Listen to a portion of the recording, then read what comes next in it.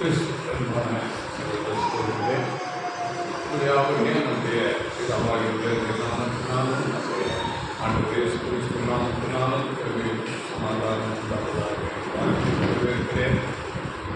இந்த நாளிலே நாம் என்ன தலைப்பில் செய்தியை பார்க்க போகிறோம் என்றால், விழித்திருக்க வேண்டிய ஆவிக்குரிய கண்கள். நாம் எப்படி ஆவிக்குரிய விஷயத்தில் விழித்திருக்க வேண்டும்?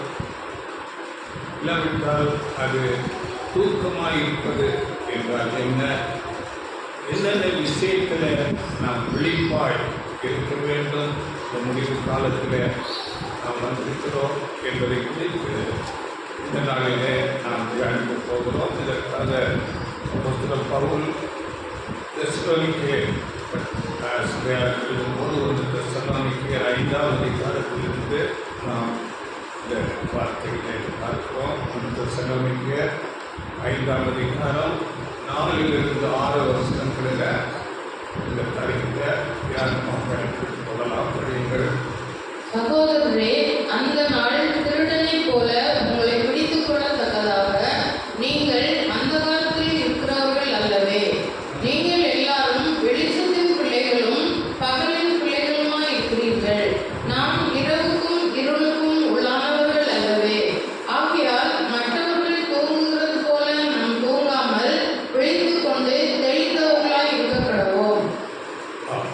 இப்போ அந்த நாள் என்று சொல்லுகிறார். அந்த நாள் திருடனை போல உங்களை பிடித்துக் கொள்ளப்படுகிறார். அப்படி என்றால் அந்த நாள் என்பது நமக்கு தெரியும், ஆண்டவர் இயேசு கிறிஸ்துவின் 2ஆம் வருகை குறித்து பேசப்படுகிறது.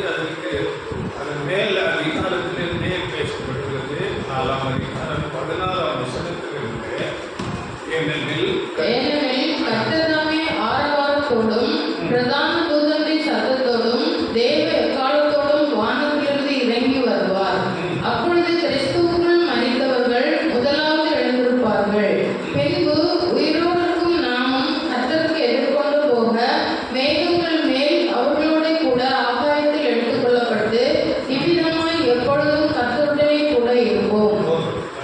இவ்விதமாக எப்பொழுதும் கர்த்தருடனே கூட இருப்போம். ஒரு சந்தோஷமான சரிங்களா? அதுதான் நம்ம இன்னைக்கு பாடலில் கூட ரொம்ப ஆனந்த மகிழ்ச்சி. அந்த நாளிலே அவரை எதிர்பார்த்து காத்து கொண்டிருக்கிறவர்களுக்கு மேகங்கள் மேல் அவர்களோடு கூட ஆகாயத்திலே விதமாய் எப்பொழுதும் கர்த்தருடனே கூட இருப்போம்.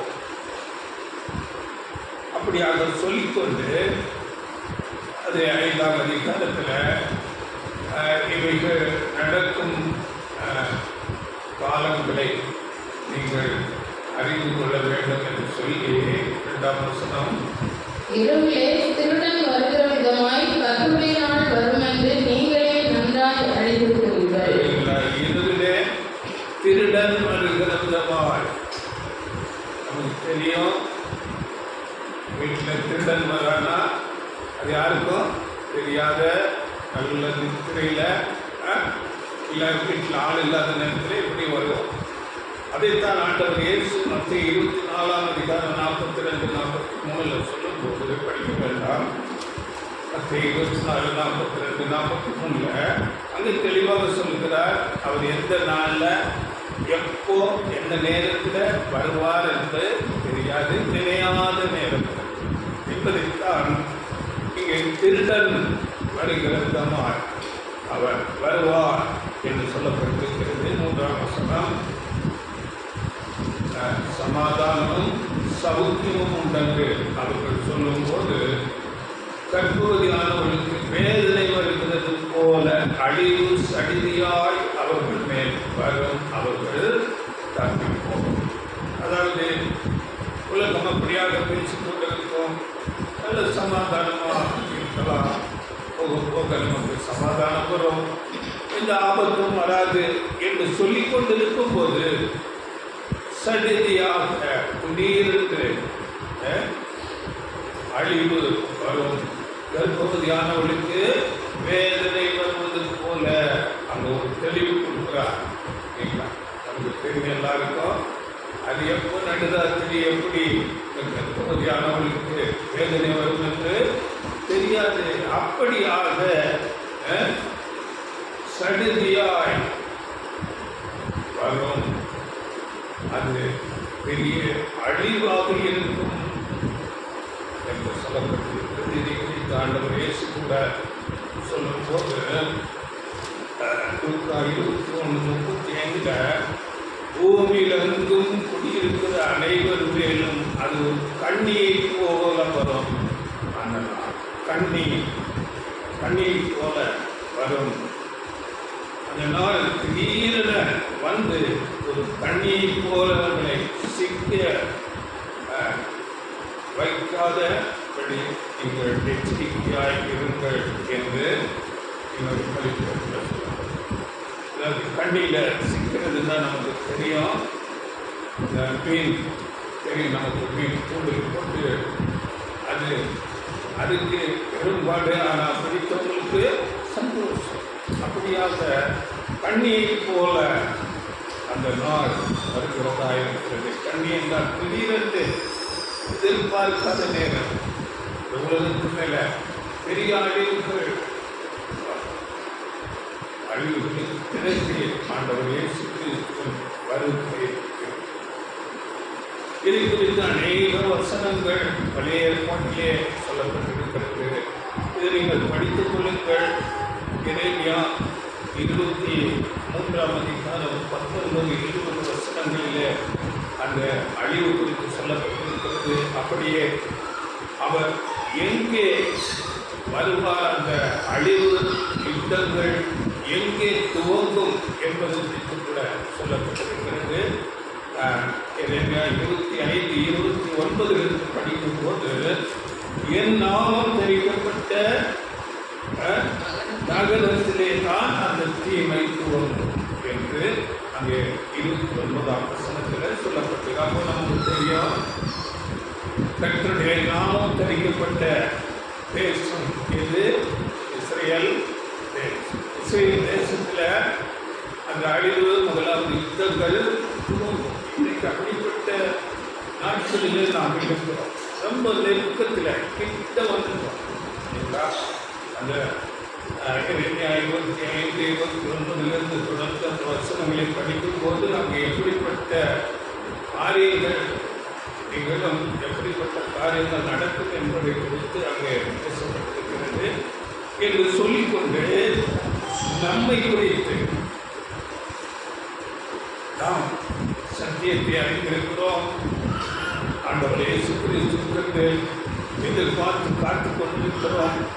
அப்படிப்பட்ட நமக்கு என்ன சொல்கிறார் 4ஆம் வசனத்திலிருந்து, நாம் அந்த காலத்தில் இருக்கிறவர்கள் அல்ல.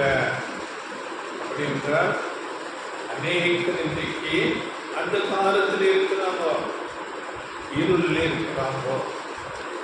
ஆண்டவரே இயேசுவே அறியார்கள், அவருடைய வருகையை பற்றி தெரியாது, ஒன்றுமே அறியாமல் இருக்கிறார்கள் என்று சொல்லிக்கொண்ட 5ஆம் வசனத்தில் நாம் வெளிச்சத்தின் பிள்ளைகளாக இருக்கிறோம்.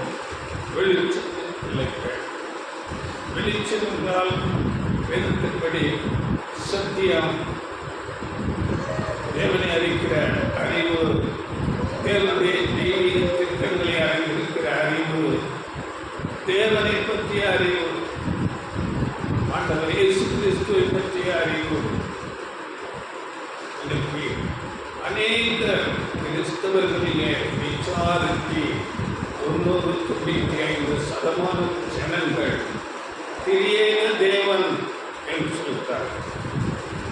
நான் பல நேரங்களில் சொல்லி திரியேனத்தை கூட நான் ஒரு வாட்ஸ்அப்பில் படிக்கும்போது ஒரு பெரிய உலகத்தரமான ஒரு பெரிய ஊழியர்கள் நாங்கள் திருத்துவவாதிகள் என்று சொல்கிறார்கள். வேதத்தில் திரியேகத்தை பற்றி எங்கும் வசனம் இல்லை. தேவன் ஒருவர், தேவனுக்கும் மனுஷனுக்கும் மத்தியஸ்தர் ஒருவர், அவர்தான் ஆண்டவர் இயேசு கிறிஸ்து.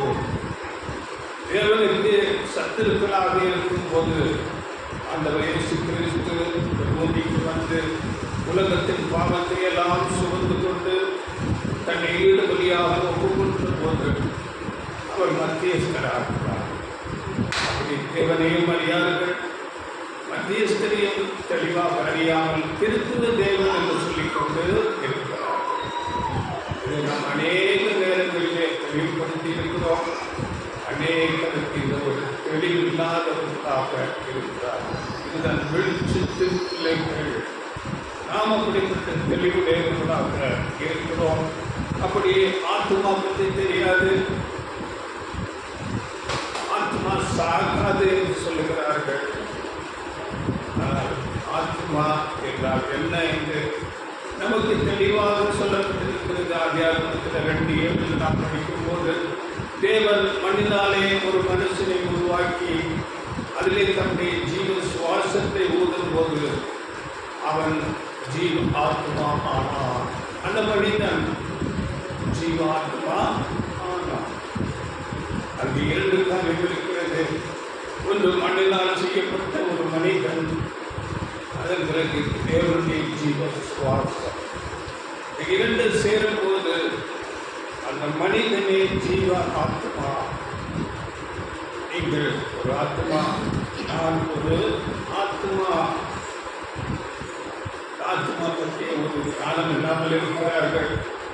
இதை குறித்து கூட அநேக வசனங்கள் சொல்லப்பட்டிருக்கிறது. நீங்கள் ஆத்மா என்று இந்த கண்காணல் பார்க்கும்போது அங்கு அநேக காரியங்கள். ஆத்மா என்றால் மக்கள், ஒவ்வொரு இண்டிவிஜுவல் மனிதனை அடையாளப்படுத்துகிறது. இதை யாத்திராகமம் 12ஆம் அதிகாரம் 4ஆம் வசனத்தில் அங்கே பஸ்கா ஆடு பற்றி சொல்லும் போது அங்கே சொல்லப்பட்டிருக்கிறது. அதாவது ஒரு வீட்டில் இருக்கிறவர்கள் ஒரு ஆட்டுக்குட்டியை புசிக்கிறதற்கு போதுமான பேர்களாய் இராமல் போனால் அவனும் அவன் சமீபத்தில் இருக்கிற அவன் அயல் வீட்டுக்காரனும் தங்களிடத்தில் உள்ள ஆத்மாக்களின் இலக்கத்துக்கு தக்கதாக ஒரு ஆட்டுக்குட்டியை தெரிந்து கொள்ள வேண்டும். தங்களிடத்தில் இருக்கிற ஆத்மாக்களின் இலக்கத்துக்கு தக்கதாக, தங்கள் வீட்டில் எத்தனை ஜனங்கள் எத்தனை பேர் இருக்கிறார்களோ அதுக்கேற்றபடி ஒரு ஆட்டை. இப்படி அந்த லிஸ்ட் அங்கே நிறைய விஷயங்கள் சொல்லப்பட்டிருக்கிறது. என்னாகமும் 15ஆம் அதிகாரம் 31ஆம் வசனம் 15:31 தேவனுடைய கட்டளை பிரமாணங்களை கைக்கொள்ளாத ஆத்மா அறுப்புண்டு போக வேண்டும் என்று சொல்லப்பட்டது. அப்போ ஒவ்வொரு மனிதனை இண்டிவிஜுவல், ஒவ்வொரு மனிதனை குறித்து அங்கே பேசப்படுகிறது. அப்படியே 1 சாமுவேல் 18ஆம் அதிகாரம் 1ஆம் வசனத்தில் அங்கே யோனத்தானின் ஆத்மாவும் தாவீதின் ஆத்மாவும் அங்கே ஒன்றாக இசைந்து இருந்தது என்று சொல்லப்பட்டது. அப்படி என்றால் யோனத்தானும் தாவீதும் அவர்கள் ஒரே கருத்துடையவர்களாக ஒன்றாக ஒரே சிந்தனையில் இருந்தார்கள் என்று ஆத்மா பற்றி அங்கே நிறைய காரியங்கள். இந்த ஆத்மா பற்றி அநேக இந்த நாளிலே அறியாதவர்களாக இருக்கிறார்கள். அப்படியே மனுஷன் மரித்த பிறகு என்ன ஆகிறான்? இதை குறித்து கூட அநேக குழப்பங்கள். வேத பிரசங்கியிலே தெளிவாக சொல்லுகிறது, மரித்தவர் ஒன்றும் அறியார், மண்ணை மண்ணுக்கு திருப்புவார். இதை குறித்து அநேக வியாக்கியானங்கள், அநேக நம்பிக்கைகள் இன்றைக்கு கிறிஸ்தவர்கள் மத்தியில் இருக்கிறது. அப்படியே வரப்போகிற மகா உபத்திரவம் பற்றி அறியாமல் இருக்கிறார்கள். இந்த உலகம் பெரிய ஒரு அழிவு அக்னியினால அழிக்கப்பட இருக்கிறது. வேதத்தில் வெளிப்படுத்தல நாம் படிக்கிறோம், அர்மகதோன் என்ற ஒரு யுத்தம், அந்த 3ஆம் உலக யுத்தம் இந்த உலகத்துக்கு மேல வந்து பெரிய ஒரு அழிவுக்குள்ளாக இந்த உலகம் போகும். இதை குறித்த ஒரு தெளிவற்றவர்களாக இருக்கிறார்கள். அப்படியே ரட்சிப்பு குறித்த ஞானம், வேதம் 2 ரட்சிப்பு பற்றி பேசுகிறது. ஒன்று இவ்வளவு பெரிதான, எபிரேயர் 2ஆம் அதிகாரத்தில் படிக்கிறது, இவ்வளவு பெரிதான ரட்சிப்பு, அது பரலோக அழைப்பு. பரலோகத்துக்குரிய ரட்சிப்பு. அது இந்த சுவிசேஷ யுகத்தில் கொடுக்கப்படுகிற ஒரு ரட்சிப்பு.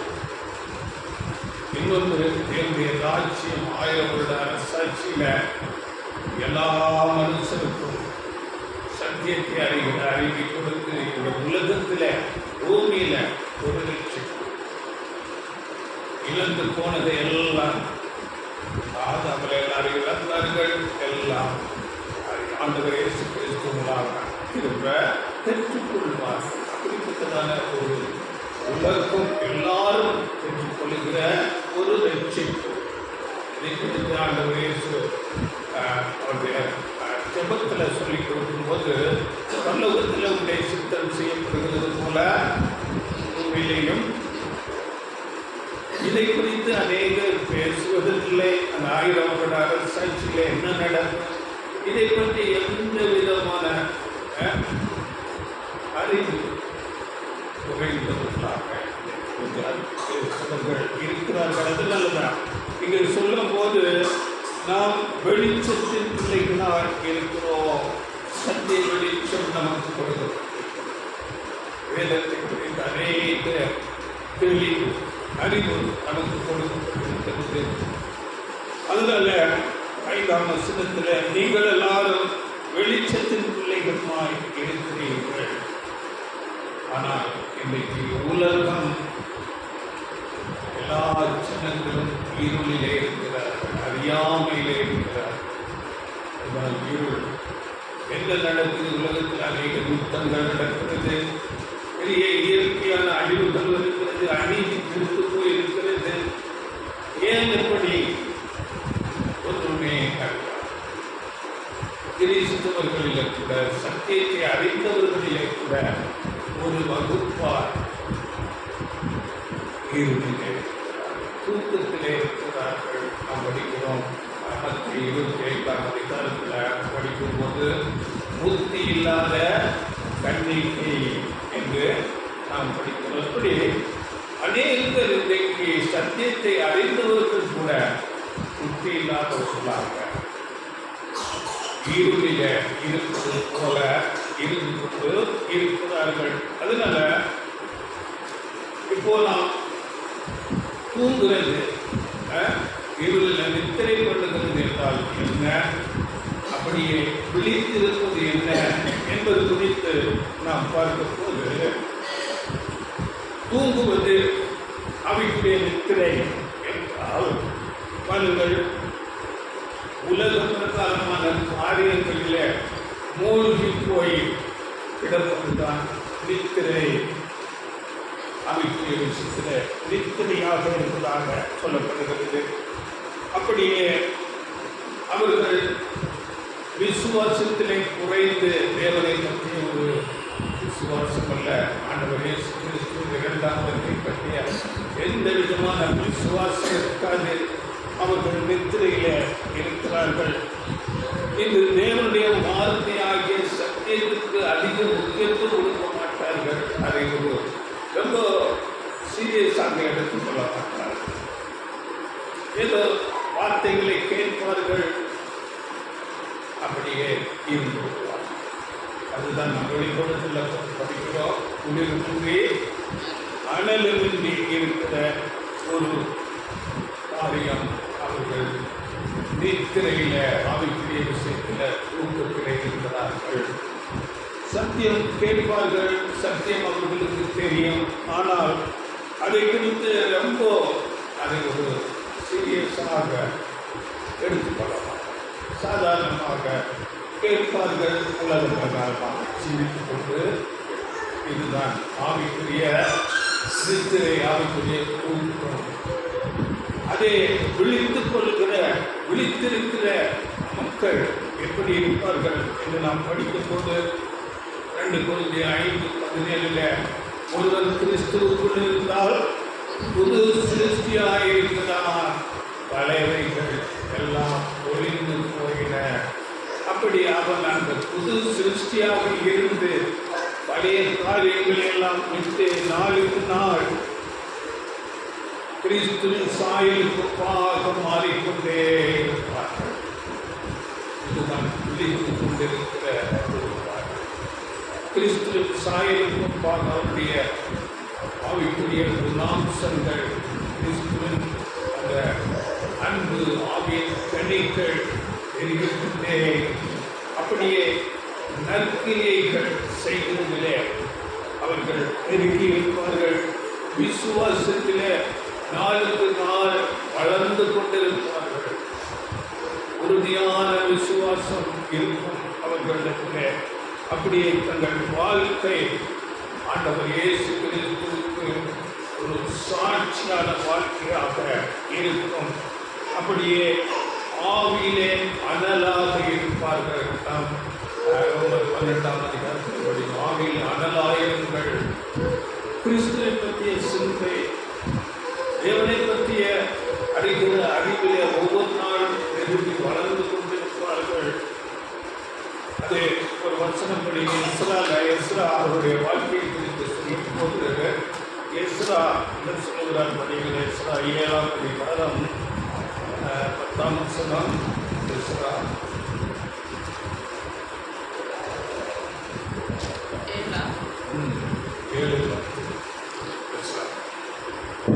கர்த்தருடைய வேதத்தை ஆராயவும் அதன்படி செய்யவும் இஸ்ரவேலிலே கட்டளைகளையும் நீதி நியாயங்களையும் உபதேசிக்கவும் எஸ்ரா தன் இருதயத்தை பக்குவப்படுத்தி இருந்தான். எஸ்ராவுடைய வாழ்க்கை எப்படி இருந்தது? வேதத்தை ஆராயவும் அதன்படி செய்யவும் கட்டளைகளையும் பிரமாணங்களையும் போதித்திருந்தோம். இப்படி வேதத்தை ஆராய்ந்து கொண்டு அதிக நேரம் வேத ஆராய்ச்சி, அதிக நேரத்தை அப்படி செலவிடுவார்கள். அதுதான் விழித்துக் கொண்டிருக்கிறவர்கள் செய்கிறார்கள். வேதத்தை ஆராய்வார்கள், அந்த கட்டளைகளின்படி நடப்பார்கள், அதை மற்றவர்களுக்கு செய்விப்பார்கள். இதுதான் விழித்துக் கொண்டிருப்பது. அதனால ஆவிக்குரிய விழித்திருத்தல், ஆவிக்குரிய நித்திரை என்ன என்று நாம் இப்பொழுது அறிந்து கொண்டோம்.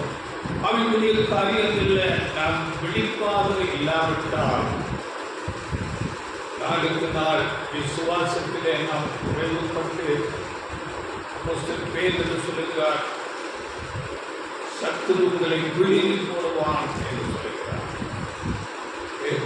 பேர் 5ஆம் அதிகாரம் 8ஆம் வசனம். தெளிந்த புத்தியுள்ளவர்களாய் இருங்கள், விழித்திருங்கள்.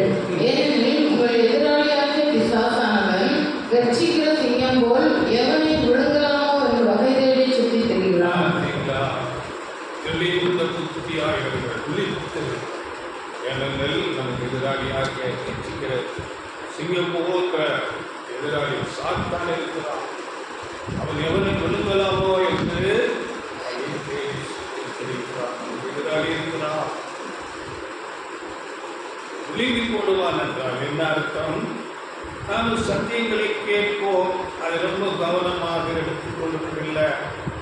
ஒரு வெதுவெதுப்பாக வேதத்தின்படி வெதுவெதுப்பாக ஏனோ தானோ என்று ரொம்ப அதில் சீரியஸாக அதில் கவனம் கொடுக்காமல் இருக்கும்போது சாத்தான் அவனுடைய சிந்தனைகளை நமக்குள்ளாக கொண்டு வருவான். உலக பிரகாரமான மேன்மை, ஐஸ்வர்யம், பணத்தை சம்பாதிக்கிறது, இப்படிப்பட்ட உலக பிரகாரமான காரியங்களை நமக்குள்ளே கொண்டு வந்து இதுதான் அவன் சாத்தான் விழுங்கி போடுவது. 9ஆம் வசனம் அதிலேயே 5:9. விசுவாசத்தில் உறுதியாய் இருந்து அவருக்கு எதிர்த்து நில்லுங்கள். உலகத்திலுள்ள உங்கள் சகோதரிடத்திலே அப்படிப்பட்ட பாடுகள் நிறைவேறி வருகிறது என்று அறிந்திருக்கிறீர்களே. விசுவாசத்திலே உறுதி விசுவாசம் எப்படி வரும்? கேள்வி, வார்த்தை, சத்தியம் கேட்கணும். கேட்டு அதன்படி வாழும்போது விசுவாசத்தில் நமக்கு உறுதி உண்டாகும். வார்த்தைகளை, சக்திகளை கேட்பதற்கு அசதி, வேதத்தை தியானிப்பதற்கு அசதி, செவிப்பதற்கு அசதி, ஆலய கூட்டங்களிலே, ஆராதனைகளிலே, உபவாச கூட்டங்களிலே கலந்து கொள்வதிலே அசதி. இப்படி இருந்தால் விசுவாசம் நாளுக்கு நாள் குறைந்து நாம் அங்கே விசுவாசத்தில் உறுதி இல்லாதவர்களாக இதுதான் தூக்கம். எத்தனையாயிரமோ அவருடைய விஷயத்தில் யாக்கோபு ஒரு வசனம் சொல்லும்போது யாக்கோபு 4:7 தேவனுக்கு கீழ்ப்படிந்திருங்கள், பிசாசுக்கு எதிர்த்து நில்லுங்கள், அப்பொழுது அவன் உங்களை விட்டு ஓடி போவான். அதில் வார்த்தைகளுக்கு கீழ்ப்படிய வேண்டும், வார்த்தைகளை கேட்க வேண்டும். அப்போ தேவனுக்கு அப்படி கீழ்ப்படியும் போது சாத்தானை பிடிக்க முடியும், சாத்தானை நம்மளுக்கு ஓடி போவான். ஏனென்றால் நமக்கு எதிராளி ஒருவன் இருக்கிறான், அதை எப்பொழுதும் மனதில் வைத்துக் கொள்ள வேண்டும். அல்ல பவுல் இங்கே சர்வாயுத ஒழுக்கம் பற்றி பேசும்போது பேசுகிற 6ஆம் அதிகாரத்தில் 17ஆம் வசனத்தில் தேவ வசனமாகிய ஆவின் பட்டயத்தை எடுத்துக் கொள்ளுங்கள். வசனம் தேவனுடைய வார்த்தைகளில் அதிக தேர்ந்தவர்களாக நாம் இருக்க வேண்டும். வேதத்தை அதிகமாக படிக்க வேண்டும். வேத வசனத்தின்படி நம்முடைய வாழ்க்கையை அமைத்துக் கொள்ள வேண்டும். வேத வசனம் நாம் தியானிக்காம, அறிந்து கொள்ளாமல், உணர்ந்து கொள்ளாமல் இருந்தால் எப்படி அதன்படி வாழ முடியும்? கொலோசியர் 14:14 வசனத்தில் கிறிஸ்துவின் வசனம் உங்களுக்குள்ளே சகல ஞானத்தோடும் பரிபூரணமாக வாசமாயிருப்பதாக. கிறிஸ்துவின் வசனம் நமக்குள்ளே எப்படி இருக்கணும்? பரிபூரணமாக சகல ஞானத்தோடும் நம்மளே இருக்க வேண்டும். நம்ம எந்த காரியங்களை செய்கிறதா இருந்தாலும் தேவனுடைய வசனம் இப்படி இருக்கிறது, அப்படி செயல்பட வேண்டும். இல்லாவிட்டால் நாம் அதை விலகிக் கொள்ள வேண்டும். இதுதான் விழிப்பாக இருப்பது.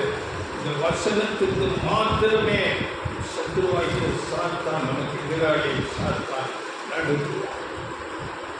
நம்ம சுய பலத்தால அவனை ஒன்றுமே செய்ய முடியாது. ஏனென்றால் ஆவியின் சரீரத்தில் இருக்கிறார், பலவான் என்று சொல்லப்பட்டிருக்கிறது. அதுதான தேவனுடைய வசனம் வார்த்தைகள் உறுதியாக இருக்க வேண்டும்.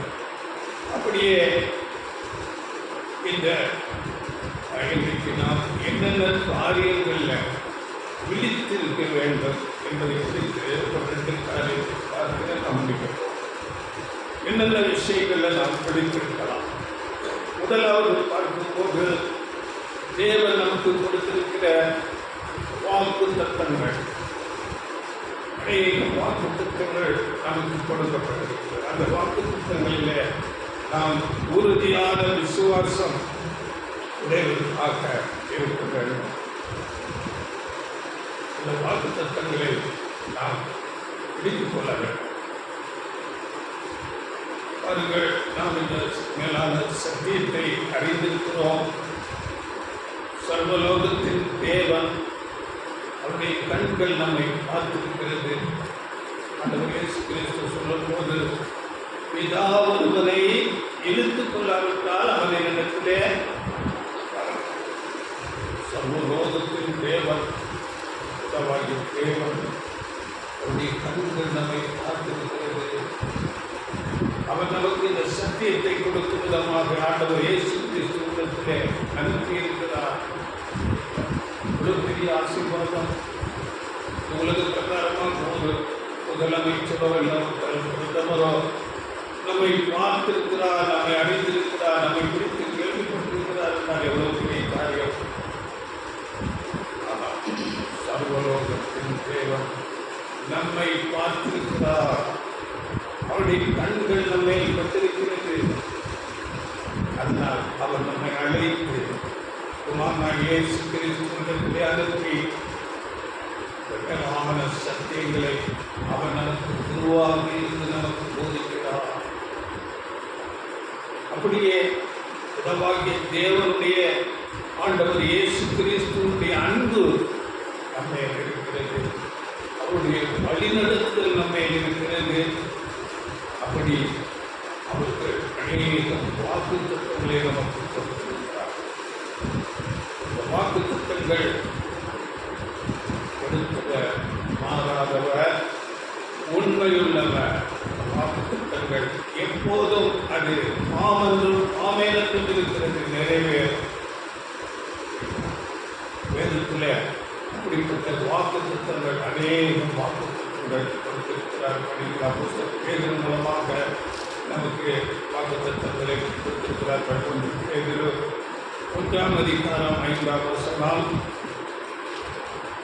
கடைசி காலத்திலே வெளிப்பட ஆயத்தமாக்கப்பட்டிருக்கிற ரட்சிப்புக்கு ஏதுவாக விசுவாசத்தை கொண்டு தேவனுடைய பலத்தினாலே காக்கப்பட்டிருக்கிற உங்களுக்கு அந்த சுதந்திரம் பரலோகத்தில் வைக்கப்பட்டிருக்கிறது.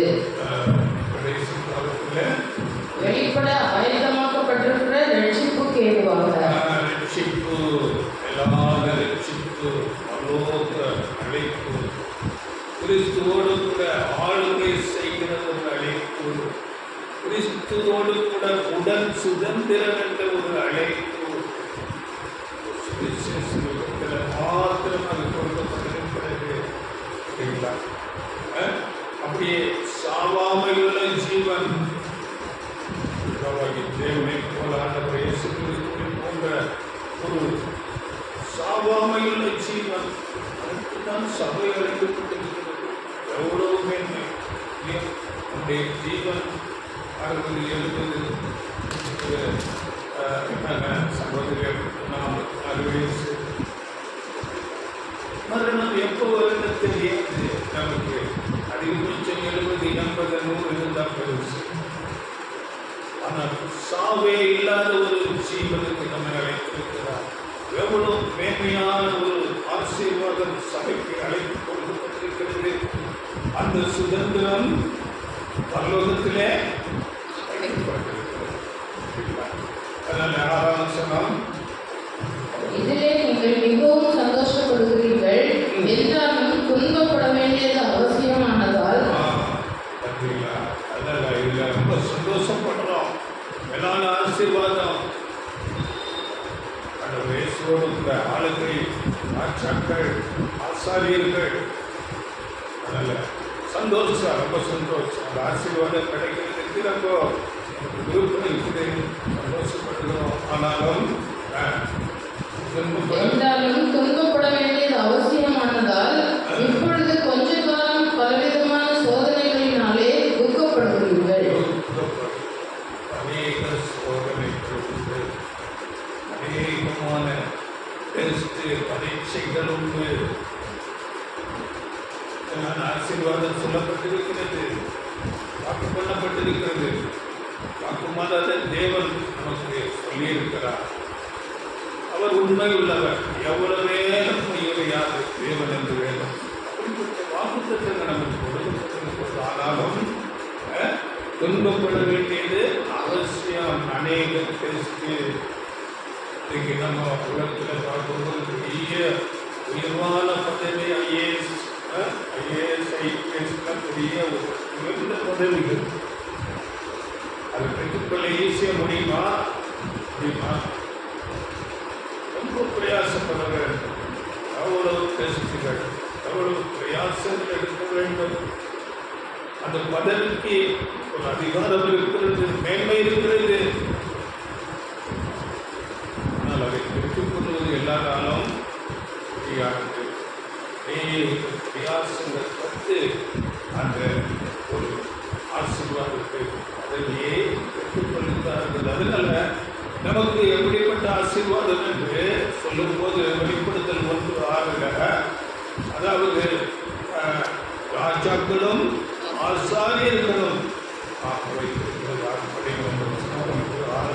நம்மிடத்தில் அன்பு கொண்டு தமது இரத்தத்தினாலே நம்முடைய பாவங்களான நம்மை கழுவி நம்முடைய பிதாவாகிய தேவனுக்கு முன்பாக நம்மை ராஜாக்களும் ஆசாரியர்களும் ஆக்கின அவருக்கு மகிமையும் வல்லமையும் என்றென்றைக்கும். ராஜாக்களும் ஆசாரியர்களும் ஆக்கின அவருக்கு ராஜா ஆசாரியர் உலகத்தில் மேன்மையான ஒரு பணி என்றால் ஆசாரியர் பணி.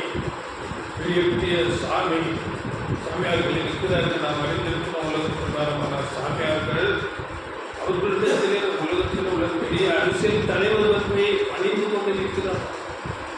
ஆசிரியர் தேவனுக்கும் மனுஷனுக்கும் மத்திய இருக்க அப்படி ஆசாரியர்களாகவும் ராஜாக்கள் ரெண்டும் சேர்த்து கொடுக்கப்படுகிறது. ராஜாக்கள் இருக்கிற அதிகாரத்தில் இருக்கிற பெரிய ராஜாக்கள் எவ்வளவு அதிகாரம் இருக்கிறார்கள். அவர்களுக்கு எல்லாரும் கீழ்பட்டு தான் ஆக வேண்டும். எவ்வளவு மேன்மை இருக்கிறது. அப்படிப்பட்ட மேன்மையை கொடுக்கிறேன் என்று தேவன் வாக்குறுதியிருக்கிறார். அதனால அப்போஸ்தலர் பேதுரு ஆண்டவர் இயேசு கிறிஸ்துவிடத்தில் கேட்கும்போது, நாங்கள் எல்லாவற்றையும் உங்களுக்கு பின்னாடி வந்துட்டோமே, எங்களுக்கு என்ன கிடைக்கிறோம், என்ன கிடைக்கும் சொல்லுங்க என்று கேட்கும்போது அங்கு ஆண்டவர் இயேசு தெளிவாக சொல்லுகிறார். அதை 19:28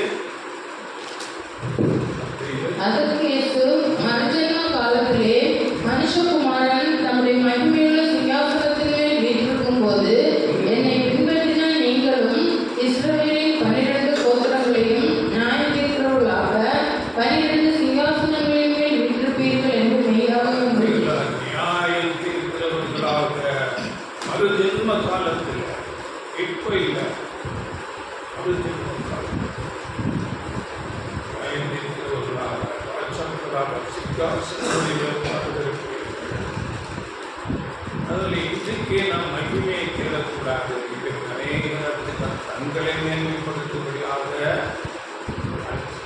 இன்றைக்கு ஆண்டவர் இயேசு போல அப்போஸ்தலர்கள் போல எல்லாராலும் ஒதுக்கப்பட்டவர்களாக அநேக அவமானங்கள் பாடுகளில் யாரும் கடந்து போக வேண்டும். உலக பிரகாரமான ஆசீர்வாதத்திற்கு தேடக்கூடாது.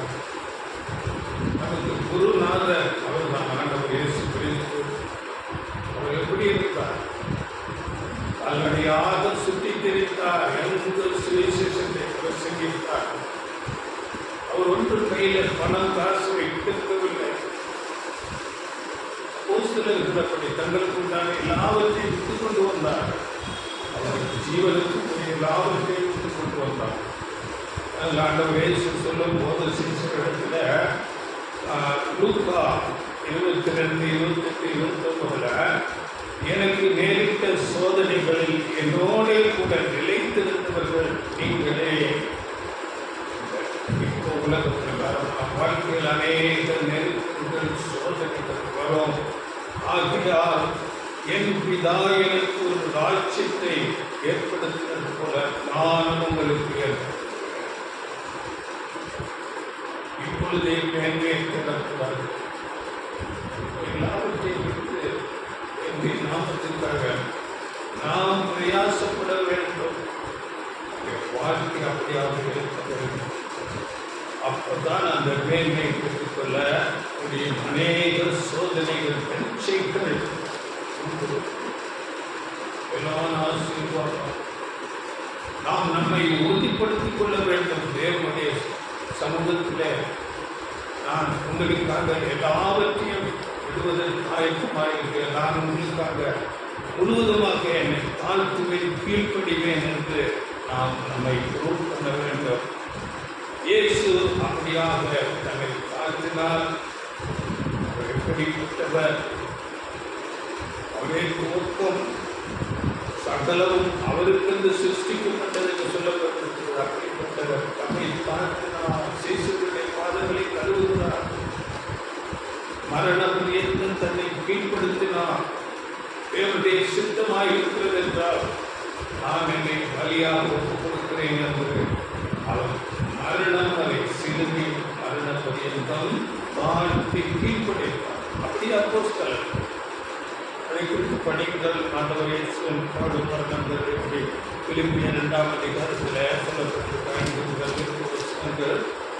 பிலிப்பியர் 2:5 இயேசு கிறிஸ்துவின் சிந்தையே உங்களிலும் இருக்கக்கூடாது. அவர் தேவனுடைய ரூபமாய் இருந்தும் தேவனுக்கு சமமாய் இருப்பதை கொள்ளையாடின பொருளாக எண்ணாமல் தம்மை தாமே வெறுமையாக்கி அடிமையின் ரூபம் எடுத்து மனுஷர் சாயலானார். அவர் மனுஷ ரூபமாய் காணப்பட்டு மரண பரியந்தம், அதாவது சிலுவையின் மரண பரியந்தம்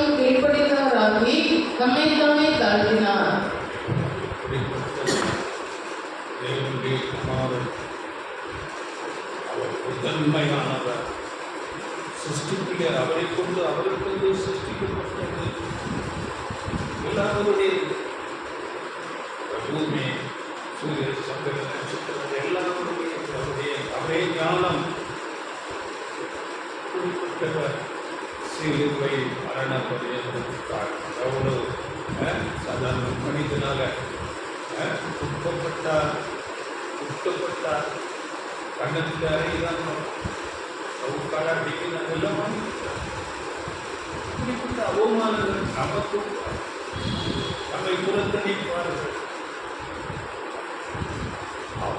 அவைகளை நாட்களிலே சகிக்க வேண்டும். இதுதான் அப்போஸ்தலர்களுக்கு நடக்கும். அவரை பின்பற்றின எல்லா பரிசுத்தவான்கள் அப்படித்தான். மேன்மையின் தேடல்கள், ஈஸ்வரியத்தின் தேடல், எல்லாவற்றையும் விட்டுக் கொடுத்தார்கள் தேவனுக்காக, ஆண்டவர் இயேசு கிறிஸ்துவுக்காக. அப்பொழுது 9ஆம் வசனம், ஆதலால் தேவன் எல்லாவற்றுக்கும் மேலாக அவரை உயர்த்தி 10-11 பிதாவாகிய தேவனுக்கு மகிமையாக இயேசு கிறிஸ்து கர்த்தர் என்று நாவுகள் யாவும் அழைக்கப்படும்படியும் எல்லா நாமத்திற்கும் மேலான நாமத்தை அவருக்கு தந்தருளினார்.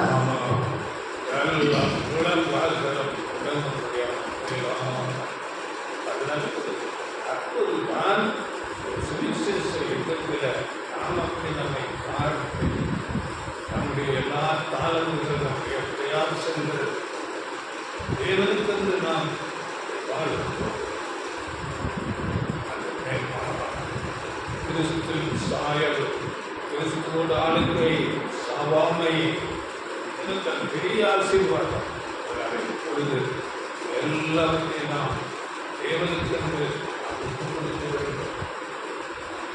அவமானங்களை சகிக்க வேண்டும். யாக்கோபு 1:2 அவர் சொல்லும் போது, என் சகோதரரே, நீங்கள் பலவிதமான சோதனைகளில் அகப்படும் போது சந்தோஷப்படுங்கள். 3 வருஷம் உங்கள் விசுவாசத்தின் பரீட்சையானது பொறுமை உண்டாக்குமென்று அறிந்து அதை மிகுந்த சந்தோஷமாக எண்ணுங்கள். பரீட்சை சத்தம் விழுந்து போகக்கூடிய சத்தியத்தில் நாட்டமில்லாத சூழ்நிலைகளை உருவாக்குவார். அநேக ஆசை இச்சைகளை கொண்டு வருவார். சந்தோஷப்படுங்கள். 12ஆம் வசனம், சோதனையை சகிக்கிற மனுஷன் பாக்கியவான், அவன் உத்தமன் என்று விளங்கின பின்பு கர்த்தர் தமிழத்தில் அன்பு கூறுகிறவர்களுக்கு வாக்குத்தத்தம் பண்ணின ஜீவ கிரீடத்தை பெறுவான். சோதனைகளை சகிக்க வேண்டும். உத்தமன் என்று நம்மை விளங்க பண்ண வேண்டும், நம்மை ப்ரூவ் பண்ண வேண்டும். எப்படிப்பட்ட ஆசைகளும் தட்டினால நான் விட மாட்டேன். ஒரு உறுதி நம்மில் இருக்க வேண்டும். அப்போ உதாவாகி தேவன் நமக்கு கொடுக்கிற வாக்குத்தத்தங்கள் எல்லாம் ஆமென்றும் ஆமென்றும் நம்மிலே வேதத்தில் நாம் படிக்கும் போது ஏசாயா சொல்லும் போது 14:24 அவர் நினைத்தபடியே நடக்கும், அவர் நிர்ணயித்தபடியே நிலை. அவர் என்ன நினைக்கிறார் அப்படியே நடக்கும்.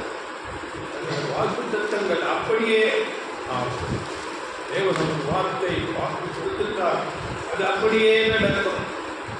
நமக்கு நல்ல உறுதி இதில் ஒரு வசனம் கொடுக்கப்படுகிறது. யோசுவா புஸ்தகத்தை எடுத்துக்கொள்ளுங்கள்.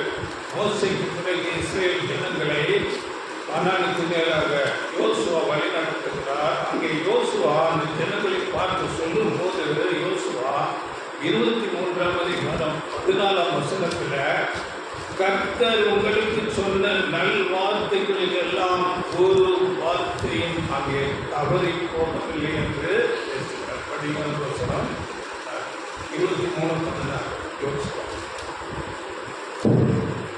இதோ இன்று நான் பூலோகத்தில் எல்லாரும் போகிற வழியே போகிறேன். உங்கள் தேவனாகிய கர்த்தர் உங்களுக்காக சொன்ன நல் வார்த்தைகளில் எல்லாம் ஒரு வார்த்தையும் தவறி போகவில்லை என்பதை உங்கள் முழு இதயத்தாலும் உங்கள் முழு ஆத்மாவாலும் அறிந்திருக்கிறீர்கள். அவைகளெல்லாம் உங்களுக்கு நிறைவேறிற்று. அவைகளில் ஒரு வார்த்தை தவறி போகவில்லை. நான் எல்லாரும் போகிற மாதிரி நான் பாட்டுக்கு செத்து போயிடுறேன். எல்லாரும் போறாங்க, எல்லா மரணத்துக்கு தான் போகிறோம். அப்படியே நான் போயிடுறேன். ஆனால் கர்த்தர் சொன்ன எல்லா வார்த்தைகளும் ஒரு வார்த்தை கூட அங்க நிறைவேறாமல் இன்றைக்கும் இருக்கிறார்கள். நம்முடைய கண்களுக்கு இது ஆகலாம் சொன்னது. இஸ்ரேல் ஜனம் அந்த கானானிலே இஸ்ரேல அவர்கள் இருக்கிறார்கள். நம்முடைய கண்களுக்கு எதிராக அவர்கள் இருக்கிறார்கள். அதனால ஆண்டவர் இயேசு கிறிஸ்து அவரை பின்பற்றின அப்போஸ்தலர்கள் எல்லா பரிசுத்தவான்கள் தங்கள் வாழ்க்கையை அவருக்கு ஒப்புக் கொடுத்தார்கள். இந்த வாக்குத்தத்தத்தை அவர்கள் புரிந்து கொண்டார்கள். வாக்குத்தத்தங்கள் அவர்களுக்கு ஒரு உற்சாகத்தை கொடுத்தது. இந்த வாழ்க்கையில நம்ம எதை இழந்தாலும் பரவாயில்லை, அவருக்காக இருக்க வேண்டும், அவருடைய நாமத்துக்காக நாம் மறிக்க வேண்டும். முன்னோடிகள் எல்லாருடையாக வாழ்ந்து முடித்தார்கள். ஜீவனை கொடுக்க முன்வந்தார்கள். அதனால கடைசி நாட்களில் நாம் இருக்கிறோம். அநேக சோதனைகள், பிரச்சனைகள், நெருக்கங்கள் வரும். ஆனால் இந்த வாக்குத்தத்தங்களை நாம் உறுதியாக பிடித்துக் கொண்டு அவருக்காக நாம் போட வேண்டும். இது ஒரு வனாந்திர பிரயாணம். முன்மாதிரியாக அந்த இஸ்ரேல் ஜனங்கள் வனாந்திரத்திலே நடந்தார்கள். அநேக குறைவுகள் இருக்கும், கட்டி இல்லாமல் போயிடுச்சு. ஆனாலும் தேவன் அவர்களோடு கூட இருக்கிறார், அவர்களை வழி நடத்துகிறார். பெரிய கஷ்டங்கள் வரும். அதில் சத்தியத்துக்காக நாம் உறுதி காண்பிக்க வேண்டும். அவருக்கு சாட்சியாக வாழ்வதிலே நாம் வைராக்கியம் காட்டுவதற்காக இருக்க வேண்டும். ஆண்டவர் இயேசு கிறிஸ்து கூட சொல்லும் போது, ஜீவனுக்கு போகிற வாசல் இடுக்கமும் வழி நெருக்கம். ஜீவனுக்கு போகிற வாசல் விசாலமாக இருக்காது, இடுக்கம். நீங்கள் பாடுகள், கஷ்டங்கள், சோதனைகள், நெருக்கங்கள் வரும். அப்படியே இயேசுவை பற்றி எவ்வேறு புஸ்தகத்தில் நம்ம படிக்கிறோம். 12ஆம் அதிகாரம் 2-3 வசனங்களில் தமக்கு முன்வைத்த சந்தோஷத்தின் பொருட்டு அவர் அவமானத்தை இல்லாமல் சிலுவையை சகித்து தேவனுடைய சிங்காசனத்தின் வலது பாரிசத்திலே அவர் வீற்றிருக்கிறார். தலையாகிய குரு அந்த இயேசு அவர் அப்படிப்பட்ட அவமானங்களை சகித்தார். 3ஆம் வசனம், ஆகையால் நீங்கள் இளைப்புள்ளவர்களாய் உங்கள் ஆத்துமாக்களை சோர்ந்து போகாதபடிக்கு நமக்கு விரோதமாய் பாவங்களால் செய்யப்பட்ட இவ்விதமான விபரீதங்களை சகித்து அவரையே நினைத்துக் கொள்ளுங்கள். விபரீதங்கள், அவருக்கு எப்படிப்பட்ட விபரீதங்கள் வந்தது? வேலைக்காரன் முதல் கொண்டு கண்ணத்தை அடிக்கிறான். உலகத்தை ரட்சித்தவர், உலகத்தை எல்லாம் சிருஷ்டித்தவர், உலகத்தை மாத்திரமல்ல சர்வலோகத்தையும் சிருஷ்டித்தவர், தேவனோடு கூட இருக்கிறவர், எல்லாவற்றையும் உருவாக்கினவர், அவருக்குரியது, அவருக்கு சிருஷ்டிக்கப்பட்டது. எப்படி பார்க்கிறார்? அதையே அந்த விபரீதங்களை நினைத்துக் கொள்ளும். அதனால இன்றைக்கு உண்மையான கிறிஸ்தவ வாழ்க்கை என்பது ஒரு போராட்டம் நிறைந்த வாழ்க்கை.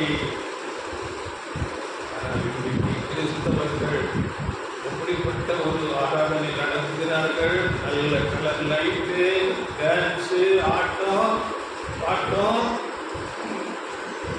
உலக பிரகாரமான ஆசீர்வாதம், இதைத்தான் பேசிக் கொண்டிருக்கிறார்கள். பெரிய பெரிய அப்பதான் நினைக்கிறாங்க, விரும்பி வருகிறாங்க, அதில் நாட்டம் வைக்கிறாங்க என்று இன்னைக்கு உலக பிரகாரமான காரியங்களை, ஆசீர்வாதங்களை பேசிக்கொண்டு ஆண்டவர் இயேசு இடத்துல சாத்தான் வந்து இந்த உலகத்தையே ஆஃபர் பண்றோம். சரிங்களா? நம்ம படித்துக்கிறோம், உலகம் எல்லா மகிமையை காண்பித்து படித்துக்கிறோம். அப்பாலே போஸ்டார்.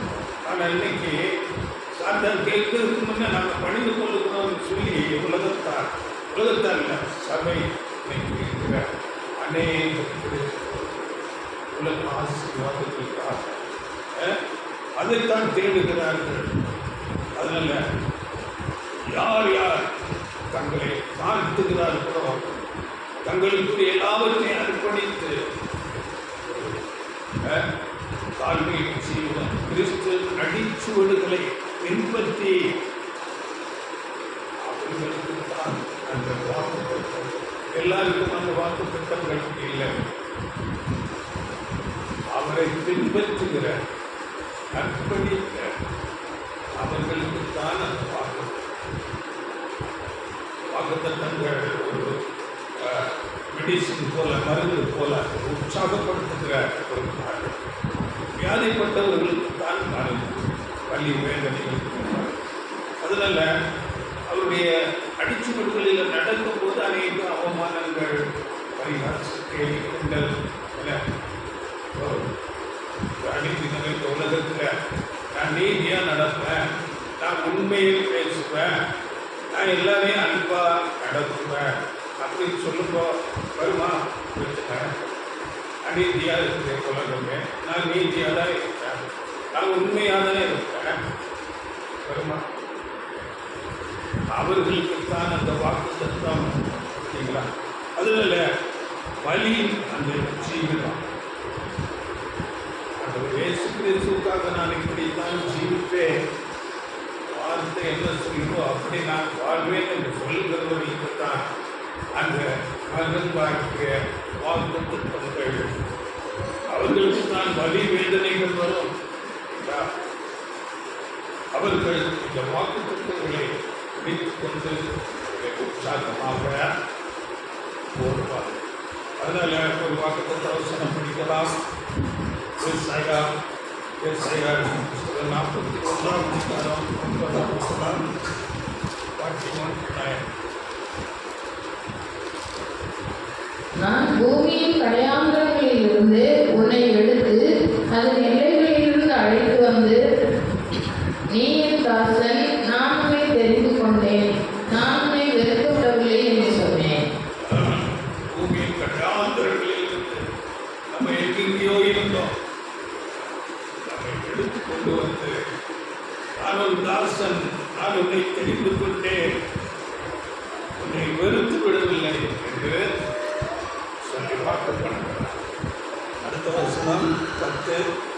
நீ பயப்படாதே, நான் உன்னுடனே இருக்கிறேன், திவ்யாதே, நான் உன் தேவன், நான் உன்னை பலப்படுத்தி உனக்கு சகாயம் பண்ணுவேன், என் நீதியின் வலது கரத்தினால் உன்னை தாங்குவேன்.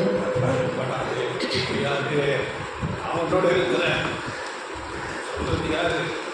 சர்வலோகத்தில் யோசேப்பு சிறைச்சாலையில் இருந்தார், கர்த்தர் அவனோடு இருந்தார். எப்படிப்பட்ட சூழ்நிலையில்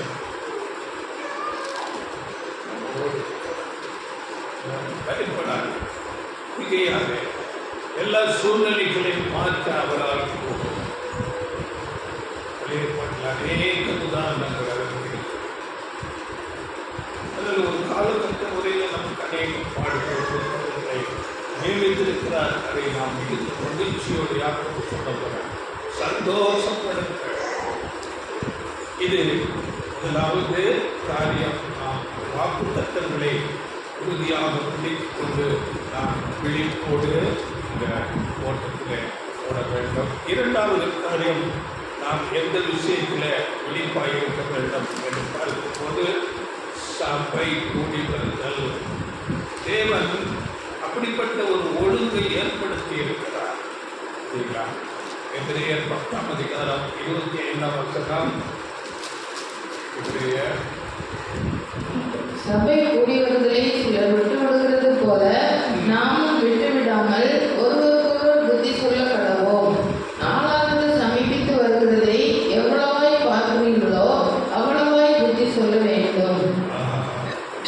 சபை ஒழுக்கம், சபை கூடி வருகிறது தேவனால் ஏற்படுத்தப்பட்டது. ஆண்டவர் இயேசு கிறிஸ்து அப்போஸ்தலருக்கு, அதன் பிறகு இயேசுவுக்கு பிறகு அப்போஸ்தலர்களுக்கு பிறகு எல்லாரும் அந்த சபை ஒரு ஒழுங்கு கூடி வரும். அதனால் அதை நாம் விட்டுவிடவே கூடாது. இங்கே இன்னொரு மொழிபெயர்ப்புல சொல்லும்போது எபிரேயர் 10:25 சிலர் வழக்கமாகவே நம் சபை கூட்டங்களில் கலந்து கொண்டதில்லை. நாம் அவ்வாறு செய்யலாகாது. ஒன்று கூடி ஒருவருக்கு ஒருவர் ஊக்கமுகமாக இறுதி நாள் நெருங்கி வருகிறதை காண்கிறோம். எனவே இன்னும் அதிகமாய் ஊக்கமுட்டுவோம், உற்சாகப்படுத்துகிறோம். சபை கூடி வருவது எவ்வளவு முக்கியம் என்று இப்போ யார் இந்த ஒரு கூடுகை சபையாக கூடி வருவதை அசட்டை பண்ணுகிறார்களோ அவர்கள் தங்கள் ஆவிக்குரிய வளர்ச்சிக்கு தடையை ஆவிக்குரிய விஷயத்தில் வளர முடியாது. ஏனென்றால் இந்த இடத்துக்கு சபை கூடி வருதல், அந்த இடத்துக்கு இன்னொரு பெயர் சொல்லப்படுகிறது, ஸ்கூல் ஆஃப் கிரைஸ்ட், ஆண்டவர் இயேசு கிறிஸ்துவின் பள்ளி. இங்கே நாம் ஆவிக்குரிய விஷயங்களை கற்றுக்கொள்ள வேண்டும். உதாரணத்துக்கு இப்போ 12th படிக்கிற ஒரு பையன் இருந்தான். அவன் 12th போய் ஜாயின் பண்ணுகிறான். 6 மாதத்துக்கு ஒருக்கா 2 மாதத்துக்கு ஒருக்கா போயிட்டு இருந்தா அவன் பாஸ் பண்ண முடியுமா? இது கிறிஸ்துவ பள்ளி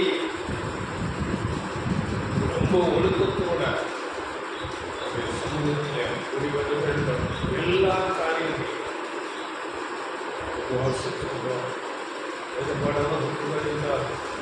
குடிமக்களை கற்றுக்கொள்ள வேண்டும். இங்கு கிறிஸ்து தலையாக இருந்து குருவாக இருந்து வருகிறவர்களுக்கு போதிப்பார். சத்தியத்தை, தேவனுடைய திட்டங்களை, ரட்சிப்பு குறித்து எவ்வளவு மேன்மையானது என்பதை குறித்து இங்கு போதிக்கப்படும். அதனால வசனம் படிகள் ஆண்டவர் இயேசு கிறிஸ்து வசனம் படிகள் மத்திய 11:28 வருத்தப்பட்டு பாரம் சுமக்கிறவர்களே, நீங்கள் எல்லாரும் என்னிடத்தில் வாருங்கள், நான் உங்களுக்கு இளைப்பாறுதல் தருவேன். நான் உங்களுக்கு வருத்தம் உலக பிரகாரமான காரியங்கள், ஜீவனத்துக்கு வேண்டிய காரியங்கள் பார்க்கும்போது அநேகம் பிரயாசம். சகோதரர்களாக சொல்லும்போது பாவம் காலையிலே நடக்கிறாங்க. 7 மணி 8 மணிக்கு நடந்து பஸ் பிடிச்சி போய் நைட்டு 2 மணிக்கு வராங்க. அதுக்கு 6 நாள் 7வது நாள் சண்டே கூட இருக்கிறாங்க. அநேக பிரயாசங்கள். ஆனால் இந்த கூடுகைக்குள்ள வரும்போது இங்கே நாம் கர்த்தரை பாடி மகிமைப்படுத்தி அதிலே நாம் கை கூறலாம். பரிசுத்த ஆவியினாலே அது ஒரு மகிழ்ச்சி இதயத்திலே கொண்டு வரும். வார்த்தைகளை கேட்கும் போது நமக்கு ஒரு உற்சாகம் உண்டாகும். விசுவாசத்திலே நாம் தேடுவோம்.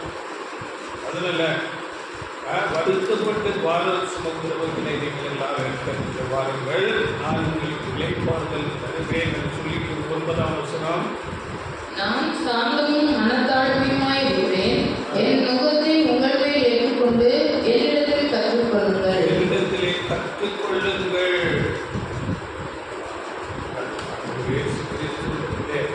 நாம் கற்றுக்கொள்ள வேண்டும். என் நுகத்தை உங்கள் மேல் ஏற்றுக்கொண்டு, நுகம் என்று சொல்லும் போது அதற்கு இன்னொரு மொழிபெயர்ப்பில் கீழ்ப்படுத்துதல் என்று ஒரு அர்த்தம், ஒப்புக் கொடுத்தல் என்று ஒரு அர்த்தம்.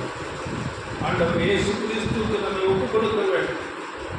வார்த்தைக்கு நாம் அப்படியே கீழ்ப்படிய வேண்டும். அப்பொழுது வேலை பார்த்தல். வேத வசனம் தேவனிடத்திலிருந்து வந்திருக்கிறது. ஆண்டவர் இயேசு கிறிஸ்து சொல்லும் போது நான் என் சுயமாக பேச, இங்கே கிறிஸ்துவின் வசனம் பேசப்படுகிறது. சபைக்கு தலை கிறிஸ்து, ஆண்டவர் இயேசு கிறிஸ்துவுக்கு தலை பிதாவாகிய தேவன். ஆண்டவர் இயேசு பேசுகிற வார்த்தைகள் எல்லாம் பிதாவினிடத்திலிருந்து வந்த வார்த்தைகளை நாம் கூடி சபையாக கூடி வந்து கற்று தேர வேண்டும். அப்படித்தான் நாம் வெற்றி அடைய முடியும். அப்படியே படிகள், அதாவது சங்கீதம் 133 இதோ சகோதரர் ஒருமித்து வாசம் பண்ணுகிறது, எத்தனை நன்மையும் எத்தனை இன்பமானது. அவைக்குரிய சகோதர சகோதரிகளுக்கு மாயமற்ற அன்பு இருக்கும். உலகத்தில் சுயநலமான காரியங்கள் தான் இருக்கும். சகோதரர் ஒருமித்து வாசம் பண்ணுவது நன்மையானது, இன்பமானது. கலைகாரியாக இயேசு கிறிஸ்து அவரோடு பேசுவார். அநேக காரியங்கள் கற்றுக் கொடுக்கப்படும். அந்த சபை குடிவர்களை நாம் விட்டுவிடாமல் இங்கே சபை குடி வரும்போது தேவன் நம்முடைய வார்த்தைகளை கவனித்து கேட்பார் என்று வசனம் சொல்லுங்கள். வீண் வார்த்தைகள் பேசக்கூடாது. காரியங்கள், வியாபார விஷயங்கள் அப்படிங்களா, இது ஏதோ பேசக்கூடாது. இங்கே வார்த்தை கேட்ப சக்திகளை பற்றி நாம் கேட்டு அதிகமாக தெரிந்து கொள்ள வேண்டும். தேவனுடைய ரட்சிப்பு திட்டங்களை குறித்து பேச வேண்டும். மல்கியா 3:14 சொன்னால், மல்கியா 3:14 அப்பொழுது கர்த்தருக்கு பயந்தவர்கள் ஒருவரோடொருவர் பேசிக் கொள்வார்கள். கர்த்தர் கவனித்து கேட்பார். கர்த்தருக்கு பயந்தவர்களுக்காகவும் அவருடைய நாமத்தை தியானிக்கிறவர்களுக்காகவும் ஞாபக புஸ்தகம் ஒன்று அவருக்கு முன்பாக எழுதப்பட்டிருக்கிறது. கர்த்தர் கவனித்து கேட்பார்.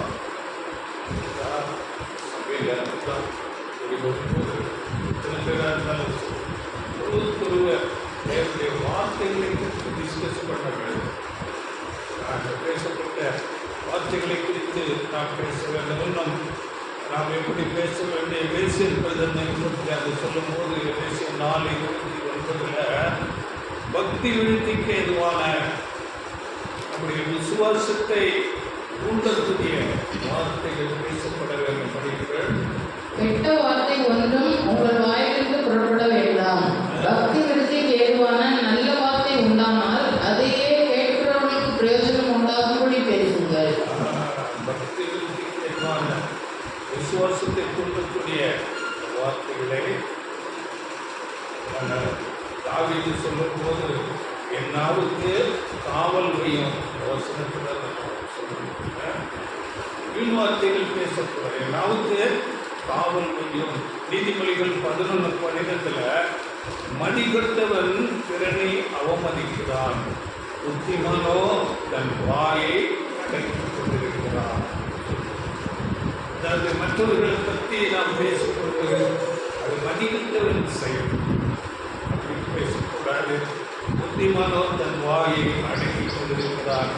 சங்கீதம் 39:1 தாவீது சொல்லும் போது, என் வாயை நான் கடிவாளத்தால் அடக்கி வைப்பேன் என்று அதில் சபையாக கூடி வரும்போது உலக காரியங்களை இல்லாவிட்டால் அரசியல் விஷயங்கள், இப்படிப்பட்ட காரியங்களை நாம் பேசக்கூடாது.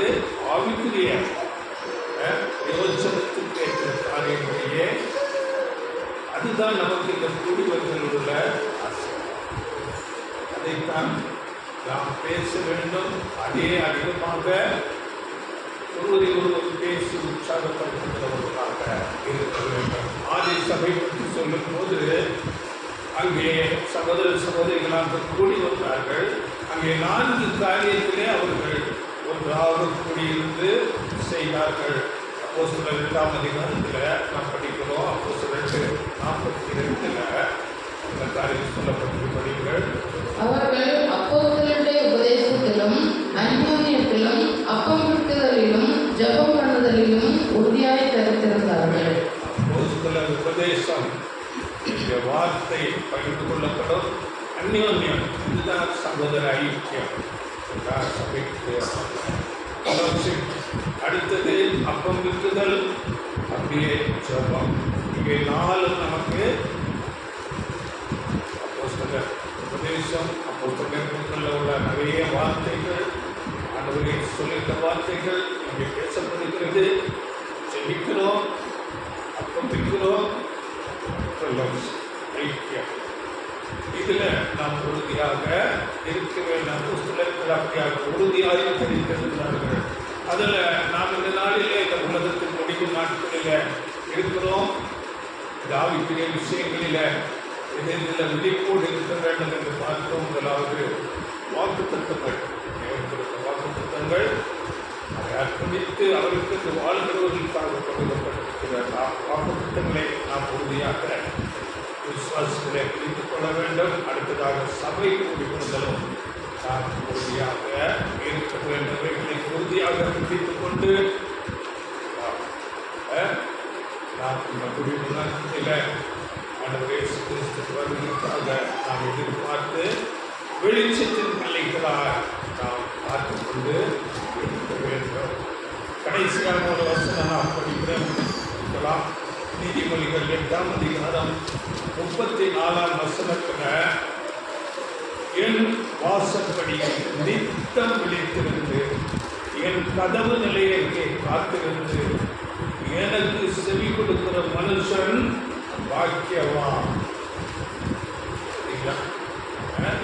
34 என் வாசற்படியை நித்தம் விழித்திருந்து என் கதவு நிலையத்தை காத்திருந்து எனக்கு செவி கொடுக்கிற மனுஷன். அதில் ஒரு காலத்தில் நாம் வந்துட்டோம். அதிக விழிப்புள்ளவர்களாக விழித்துக் கொண்டு அவருடைய விழிப்பு என்ன என்று நம்ம பார்க்கிறோம். விழித்து தெரிந்தவர்களாக இருந்து ஆண்டவர் இயேசு கிறிஸ்து வரும்போது அவரோடு சேர்ந்தவர்களாக அவருடைய சமூகத்தில் நாம் நிற்க பாத்திரராக